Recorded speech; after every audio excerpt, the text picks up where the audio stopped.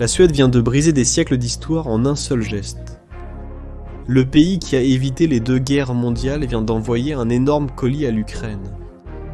Un geste qui a laissé toutes les puissances européennes stupéfaites. Et Poutine ? Il n'a pas du tout aimé ça. Mais ce n'est pas juste un autre chèque pour aider un pays envahi.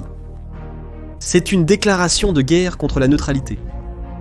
C'est un petit pays qui montre aux superpuissances comment faire. Tandis que l'OTAN hésite, et que Trump menace de couper le soutien. La Suède vient de changer complètement l'équilibre des pouvoirs en Europe. Des bateaux de combat ultra rapides, des drones à longue portée, des systèmes de déminage naval. La Suède n'envoie pas seulement de l'équipement. Elle envoie exactement ce que l'Ukraine a demandé. Au moment où elle en a le plus besoin. Le meilleur, 70% seront aux mains des Ukrainiens d'ici fin 2023. Mais alors, comment un pays qui a passé 2 siècles pour éviter les conflits est-il soudainement devenu la première ligne contre la Russie? Et pourquoi ce changement pourrait-il être exactement ce dont l'Ukraine avait besoin après 3 années de guerre brutale? Laissez-moi vous montrer. Pendant plus de 200 ans, la Suède a bâti sa réputation sur la neutralité. Depuis 1814, le pays a réussi à rester en dehors de tous les grands conflits, y compris les 2 guerres mondiales. Ce n'était pas un hasard. Après les guerres napoléoniennes, la Suède a décidé de se retirer du cycle de violence qui dévastait l'Europe. Au lieu de chercher la domination militaire, les Suédois ont misé sur la diplomatie et la stabilité. Ils ont créé un modèle où ils pouvaient protéger leurs intérêts sans s'impliquer dans les guerres des autres. Pendant cette période, cette stratégie a fonctionné parfaitement. La Suède a prospéré tandis que le reste de l'Europe se remettait d'un conflit après l'autre. Malgré sa neutralité, la Suède n'a jamais négligé sa défense. Aujourd'hui, ses forces armées figurent parmi les 30 plus puissantes au monde. Le pays compte près de 25 000 soldats en activité, 110 chars de combat et une force aérienne avec plus de 100 chasseurs Gripen. Pour un pays relativement petit, c'est une puissance militaire significative.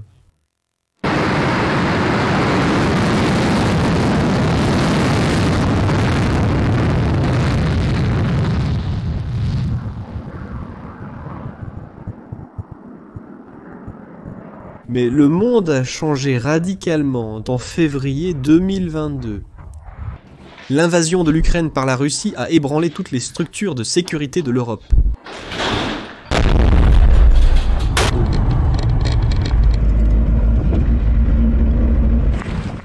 Pour la Suède, l'impact a été profond.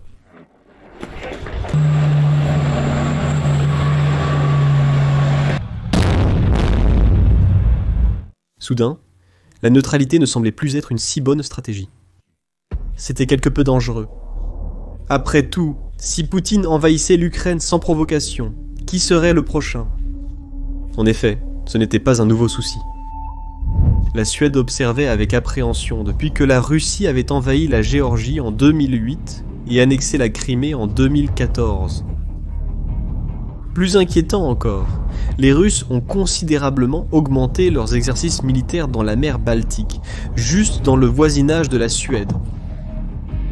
Le message était clair, l'ère de la sécurité garantie par la neutralité était terminée.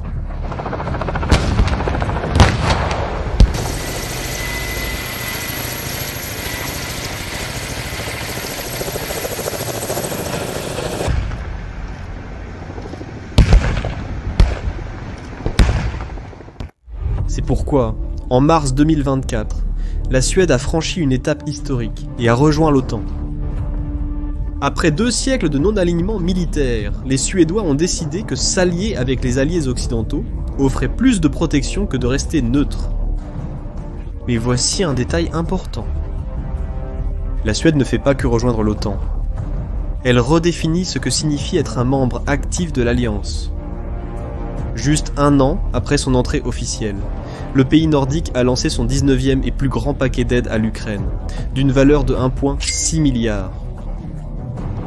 Le ministre de la Défense suédois a été direct en expliquant l'urgence, disant « La Russie a l'initiative dans la guerre, et nous devons aider l'Ukraine à changer cela. » Comme vous pouvez le voir, ce n'est pas juste n'importe quelle aide. La Suède prévoit d'acheter de nouveaux équipements spécifiquement pour les besoins de l'Ukraine. Sur le total, 920 millions de dollars seront utilisés pour acquérir de nouveaux systèmes d'armes. Un autre 500 millions iront directement pour renforcer l'industrie de défense de l'Ukraine, un investissement dans l'avenir du pays. Un autre 50 millions seront pour l'envoi immédiat d'équipements des stocks suédois. Le plus impressionnant est la vitesse. Environ 70% de cette aide atteindra l'Ukraine d'ici 2025. Cela signifie un soutien réel et rapide pour les forces qui se battent désespérément sur un front de près de 1000 km. Le paquet suédois se distingue non seulement par sa valeur, mais aussi par sa précision stratégique. L'Ukraine a demandé un équipement spécifique. Des munitions, des défenses aériennes, des drones, des équipements navals, des communications par satellite. La Suède envoie précisément ces éléments, dont des technologies de pointe pouvant faire la différence au combat. Parmi les éléments les plus importants figurent les bateaux de chasse aux mines, essentiels pour dégager les routes maritimes de la mer Noire et garantir que l'Ukraine peut exporter son grain. 16 bateaux de combat, CB-90, sont également envoyés. Des navires rapides qui peuvent atteindre jusqu'à 74 km/h et transporter 21 soldats entièrement équipés. Dans le secteur aérien, la Suède fournit des véhicules de service au sol pour les chasseurs F-16 que l'Ukraine a reçus.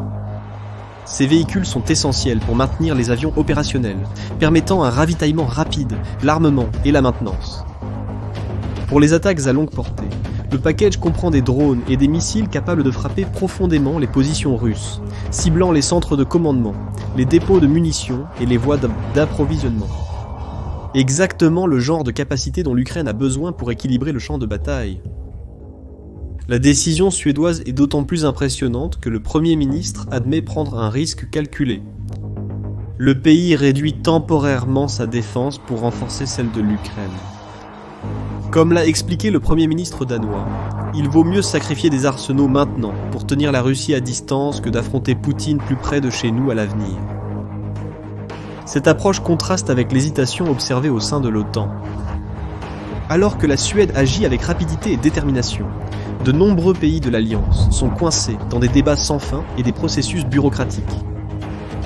Le secrétaire général de l'OTAN lui-même a reconnu que de graves retards dans le soutien ont eu de graves conséquences sur le champ de bataille. Et cette rapidité suédoise est d'autant plus remarquable lorsque l'on considère le scénario politique actuel aux États-Unis. Avec Trump de retour à la Maison-Blanche et menaçant de couper le soutien à l'Ukraine, la Suède envoie un message clair. Elle ne se laissera pas intimider. Alors que le leader de la plus grande puissance militaire du monde veut se retirer du problème, un pays de 10 millions de personnes montre qu'il est prêt à prendre les devants. Les chiffres sont stupéfiants pour une nation de cette taille. Avec ce nouveau paquet, l'aide totale de la Suède à l'Ukraine atteint 7,8 milliards de dollars. Près de 3 milliards de dollars seront livrés en 2025 seulement. Pour mettre cela en perspective, cela équivaudrait à ce que les États-Unis fassent un don de centaines de milliards, compte tenu de la différence de population. La Suède subit également une transformation interne notable.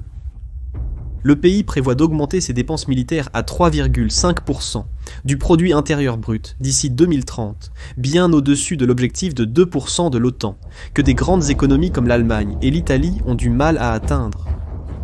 Il élargit sa production d'armes, investit dans la technologie spatiale et renforce considérablement son contingent militaire. L'un des aspects les plus surprenants de ce changement est le consensus politique interne. Tous les partis suédois, de gauche à droite, soutiennent l'aide accrue à l'Ukraine. Même le parti nationaliste, qui rejette généralement les dépenses pour d'autres pays, est totalement à bord. Cela reflète une compréhension profonde que la sécurité suédoise est directement liée à la sécurité ukrainienne. Les dirigeants militaires suédois sont extrêmement clairs dans leurs évaluations. Sur la base des données de renseignement partagées par le service secret militaire suédois et les partenaires du Danemark, ils avertissent à quoi que l'Europe doit se préparer à la réelle possibilité d'un nouveau conflit régional dans les années à venir. Et quand un pays traditionnellement pacifique comme la Suède lance un tel avertissement, le monde doit prêter attention.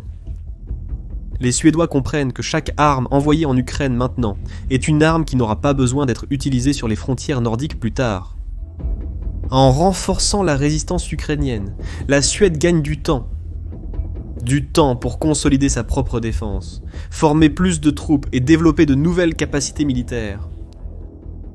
Ce moment historique est d'autant plus significatif compte tenu du contexte régional. La Suède approfondit sa coopération avec la Finlande, la Norvège et les pays baltes, créant un bloc nordique de plus en plus uni et aligné au sein de l'OTAN.